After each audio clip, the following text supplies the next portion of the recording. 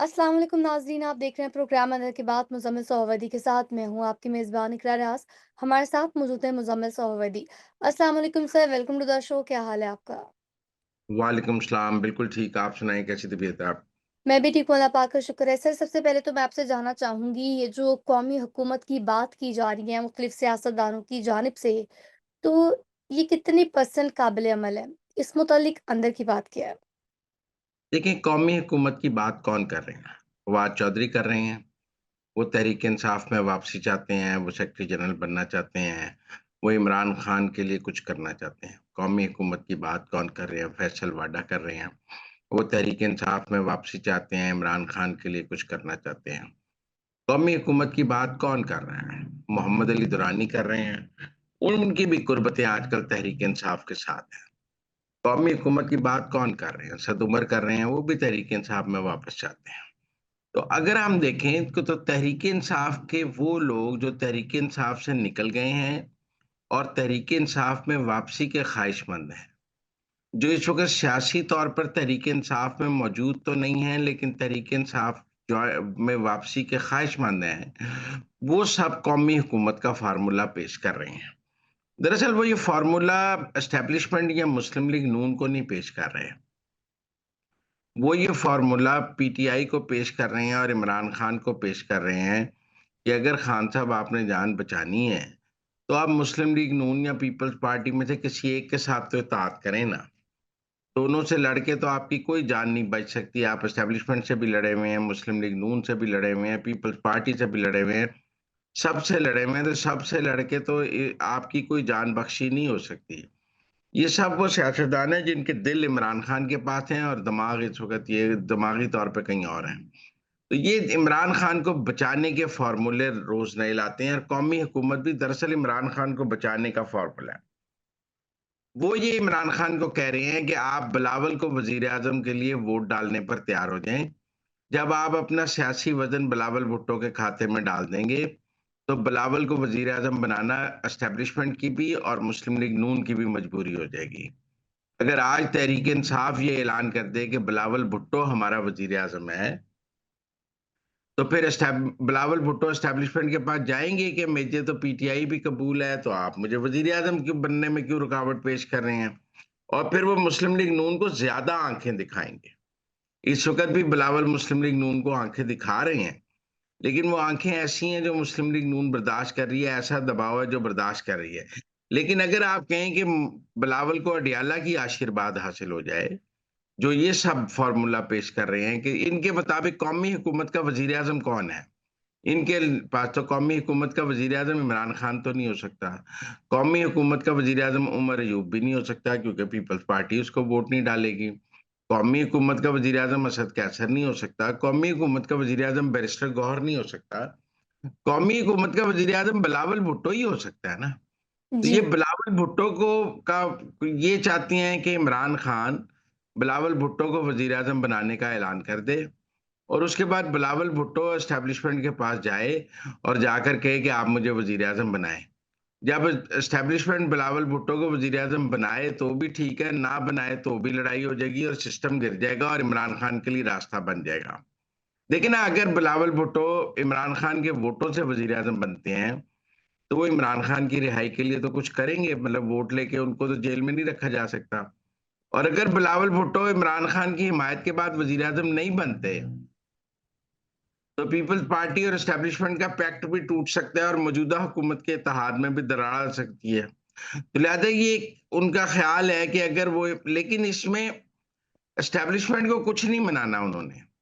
तो 8 फरवरी को मुस्लिम लीग नून भी कह रही थी कि अगर बिलावल और पीटीआई मिलकर हुकूमत बना लें तो उन्हें कोई इतराज़ नहीं, मुस्लिम लीग नून ऑपोज़िशन में बैठने के लिए तैयार थी। बिलावल साहब को काफ़ी दिन भी दिए गए, लेकिन बिलावल साहब तहरीक-ए-इंसाफ की हिमायत या अडयाला की हिमायत नहीं हासिल कर सके। पीटीआई ने बार-बार कहा कि हमें बिलावल नहीं कबूल, हमें बिलावल नहीं कबूल। तो अब सूरत-ए-हाल ये है कि आज क्या बिलावल अडयाला को कबूल है? अगर तो अडयाला को बिलावल कबूल है, तो फिर तो जो ये लोग कौमी हुकूमत की राय दे रहे हैं, ये खेल चल सकते हैं। ये कोई कौमी हुकूमत नहीं बनाना चाहते। ये मौजूदा हुकूमत को गिराकर इमरान खान के लिए रास्ता बनाना चाहते हैं। रास्ता हमवार करेंगे। करेंगे। इनका ये ख़्याल है कि इस तरह एक हुकूमती कोलिशन टूट जाएगा और मुस्लिम लीग नून के शहबाज शरीफ के पास अक्सरियत नहीं रहेगी और फिर ऊपर जरदारी साहब उन्हें एतमाद का वोट लेने के लिए कह देंगे। तो एक खेल, एक इन्होंने कागज़ पे एक स्क्रिप्ट लिखा हुआ है कि अगर इमरान खान बिलावल भुट्टो को वज़ीर-ए-आज़म का उम्मीदवार नाम की हिमायत का ऐलान करते हैं, तो फिर आगे ये खेल खेला जा सकता है।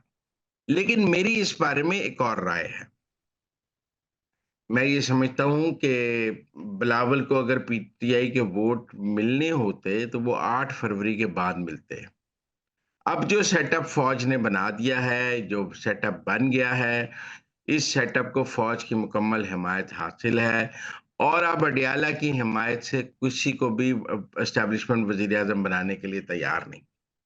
पीटीआई के वोटों से कोई वज़ीर-ए-आज़म एस्टेब्लिशमेंट को काबिल कबूल नहीं, चाहे वो बिलावल भुट्टो हो। और बिलावल भुट्टो को भी ये बात पता है कि अडयाला के वोटों से वो वज़ीर-ए-आज़म नहीं बनेंगे।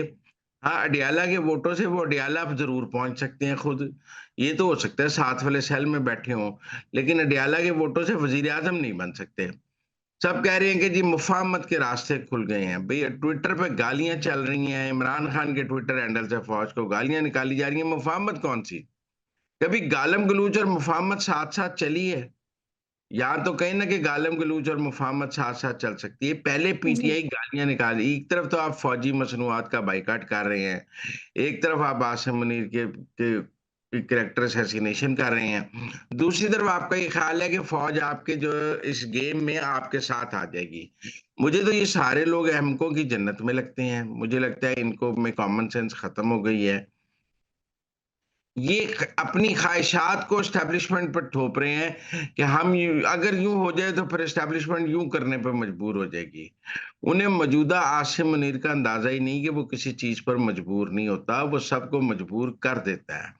आपने 26 नवंबर को देखा है, उसने सबको मजबूर किया है। वो इस वक़्त उसके अंदर लचक मौजूद नहीं है, वो कोई बाजवा नहीं है जो 2 किश्तियों का सवार हो और फ़ौज ने 2 किश्तियों में चलकर बाजवे का हशर देख लिया है। कि 2 घरों का परौना ज़लील हो जाता है, लिहाज़ा फ़ौज एक घर के साथ चलना चाहती है।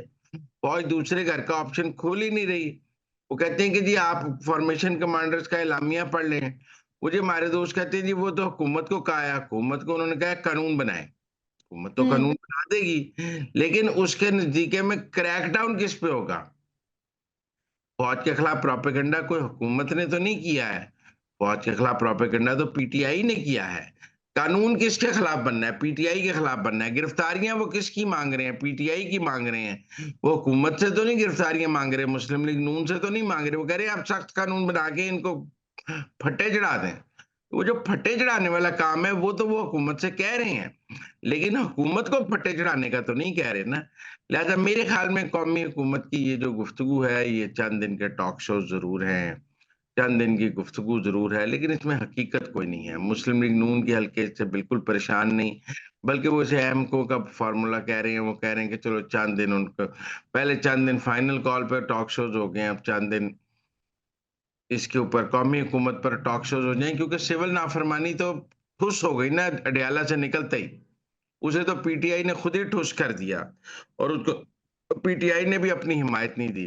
तो मेरे ख़्याल में ये भी एक ठुस किस्म का फ़ॉर्मूला है, जिसको जो काबिल अमल नहीं है। सर आगे बढ़ेंगे, बात करेंगे एक अहम तैनाती सीओपीआईए, इस मुतालिक आप क्या कहेंगे? देखिए मेजर खुर्रम साहब को पीआईए का सीईओ लगाया जा रहा है। मेजर खुर्रम साहब सऊदीया में पीआईए के इंचार्ज थे, इन पर वहाँ 15 करोड़ रुपए की करप्शन का इल्ज़ाम था। फिर ये पीआईए के हेड ऑफ़िस में लगे, तब इनके ऊपर करप्शन का इल्ज़ाम था और ये मुअत्तल भी हुए। मुझे ये समझ नहीं आ रही, मेजर खुर्रम साहब वैसे तो पुराने सियासतदान राव सिकंदर के दामाद हैं, जो उन्होंने पीपल्स पार्टी से गद्दारी करके पैट्रियट बनाई थी और उस वक़्त वो वज़ीर दिफ़ा भी हुए थे और एविएशन के तो उन्होंने अपने दामाद को पीआईए में रखवा दिया था। मुशर्रफ दौर में ही इनको बूम मिला। मुझे ये कोई इतराज़ नहीं है। देखिए एक बंदे का करियर करप्शन के हवाले से दागदार है। माज़ी में उसके ऊपर करप्शन के इल्ज़ामात लगे हैं। आप कहेंगे कि सज़ा नहीं हुई।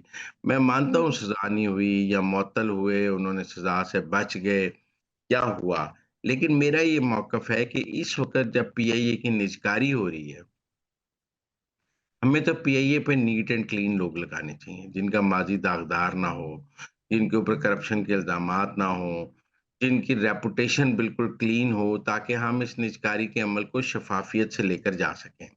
अगर इस मौके पर आप मेजर खुर्रम को सीईओ पीआईए लगाते हैं, जिनका माज़ी करप्शन के हवाले से दागदार है, जिन पर माज़ी में अजीबो-गरीब करप्शन के इल्ज़ामात लगते रहे हैं कि उन्होंने पता नहीं कितने जाली रसीदें दी हैं, सऊदीया में तोहाइफ की जाली रसीदें दी हैं, कुलियों के पैसे लगाए हैं, पोर्टर थे नहीं, उसके पैसे मतलब अजीब-अजीब कहानियाँ हैं उनकी करप्शन की। एक करप्शन की पूरी दास्तानें हैं जो नेशनल मीडिया पे चलती रही हैं, उनकी इंक्वायरियाँ होती रही हैं, वो बच गए हैं। वो बच गए हैं तो आज सीईओ लगने की पोज़ीशन में है ना, मैं मानता हूँ कि वो सिस्टम की नाकामियों की वज़ह से बच गए हैं। लेकिन देखिए ना, बच तो वो पीटीआई के दौर में भी गए, जब पीटीआई में जब करप्शन के खिलाफ सब कुछ हो रहा था, बच वो पीडीएम के दौर में भी गए। तो मेरी इस वक़्त ये हुकूमत से दरख्वास्त है कि आप एक तरफ पीआईए के लिए गाहक ढूँढ रहे हैं, एक तरफ उसकी निजकारी को आगे लेके चलना चाहते हैं, उस निजकारी को शफ़ाफ़ियत से लेके चलना चाहते हैं। तो ऐसे में मेजर खुर्रम कोई अच्छी चॉइस नहीं है फॉर सीईओ पीआईए। उनको लगाने से पीआईए का पोस्चर भी खराब होगा, प्राइवेटाइज़ेशन भी इफ़ेक्ट होगी और एक दागदार आदमी को लगाने से वो हुकूमत का का इमेज भी खराब होगा। मेरे ख़्याल में इस तैनाती को रिकंसिडर करना चाहिए और वहाँ पे एक नीट एंड क्लीन आदमी को लगाना चाहिए, जिसके ऊपर कोई करप्शन के इल्ज़ाम ना हो, जिसका माज़ी बिल्कुल बेदाग हो, जिसके पुलिस हवाले कार्य में मदद हो। हाँ, कोई कहानियाँ ना हों।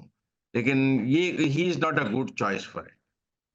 तो नाज़रीन, ये थी आज के अंदर की बातें। आपसे मुलाकात होगी अगले प्रोग्राम में। हमें दीजिए इजाज़त। अल्लाह ने के बाद।